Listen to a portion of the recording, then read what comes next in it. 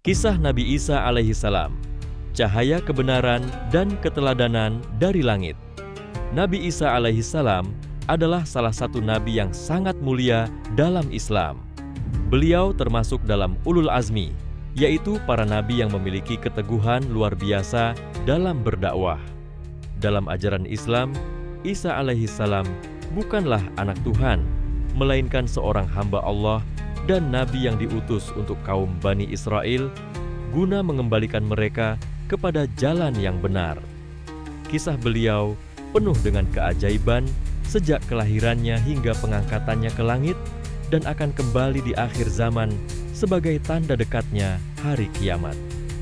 Melalui kisahnya, umat Islam diajarkan tentang kesabaran, keikhlasan, perjuangan menegakkan kebenaran, serta larangan berbuat syirik.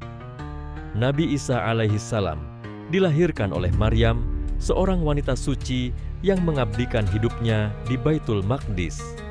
Kehamilan Maryam adalah mukjizat dari Allah karena dia mengandung tanpa disentuh oleh seorang laki-laki. Allah berfirman dalam Al-Quran, "Sesungguhnya perumpamaan penciptaan Isa bagi Allah seperti penciptaan Adam. Dia menciptakannya dari tanah, kemudian dia berfirman kepadanya, 'Jadilah,' maka jadilah sesuatu itu." Seperti tertulis dalam Quran Surat Ali Imran ayat 59. Kelahiran Isa membuat gempar kaum Bani Israel, namun Maryam tetap sabar dan menunjukkan putranya sebagai tanda dari Allah Subhanahu wa Ta'ala. Sejak bayi, Isa menunjukkan mukjizat.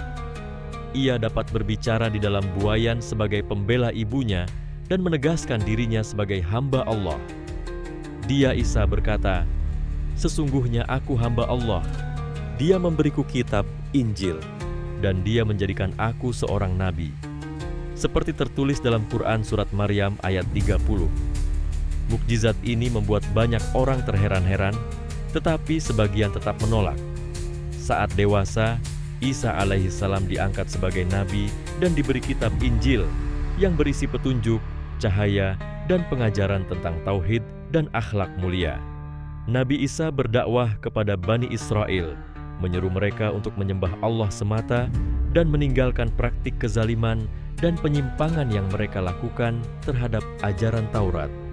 Sebagai penguat kenabiannya, Allah Subhanahu wa Ta'ala menganugerahi Nabi Isa dengan berbagai mukjizat seperti menyembuhkan orang buta dan penderita kusta, menghidupkan orang mati dengan izin Allah Subhanahu wa Ta'ala, membuat burung dari tanah liat yang bisa hidup, serta mengetahui apa yang dimakan dan disimpan oleh orang-orang.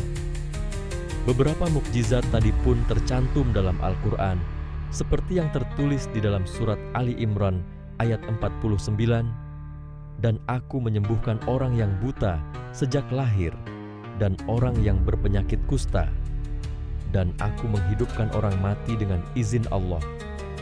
Meskipun penuh kasih dan hikmah, dakwah Nabi Isa banyak ditentang oleh para pemuka agama dan kaum yang merasa terancam kedudukannya. Mereka pun bersekongkol untuk membunuhnya. Namun, Allah Subhanahu wa Ta'ala menyelamatkan Nabi Isa dari pembunuhan tersebut. Allah tidak membiarkan Nabi Isa dibunuh atau disalib. Sebaliknya, Allah mengangkat Nabi Isa ke langit dan menggantikan dengan seseorang yang diserupakan.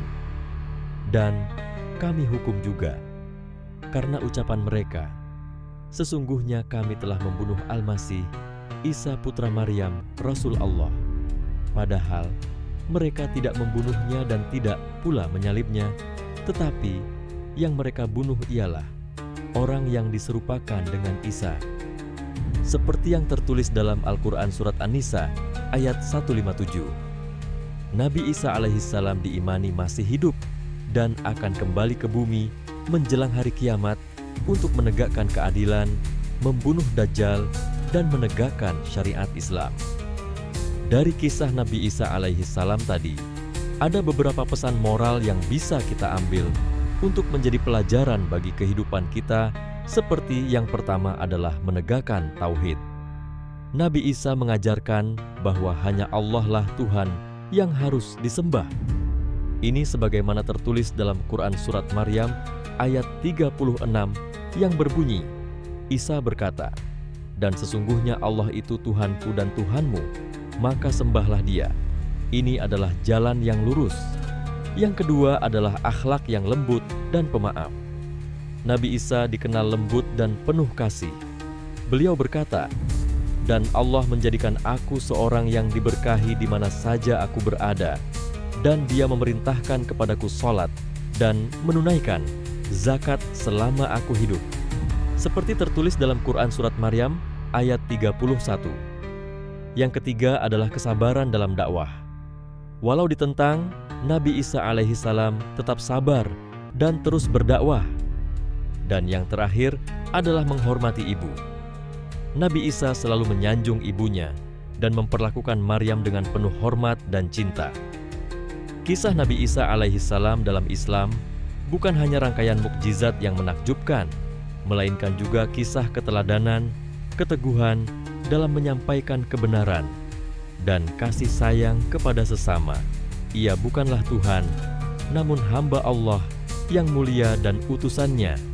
Sebagai umat Islam, kita mengambil pelajaran dari kisah beliau untuk menjaga akidah, memperkuat ibadah, menjunjung akhlak mulia, dan menyebarkan kebaikan dengan kelembutan. Kita juga percaya akan kembalinya Nabi Isa kelak sebagai tanda besar sebelum datangnya hari kiamat.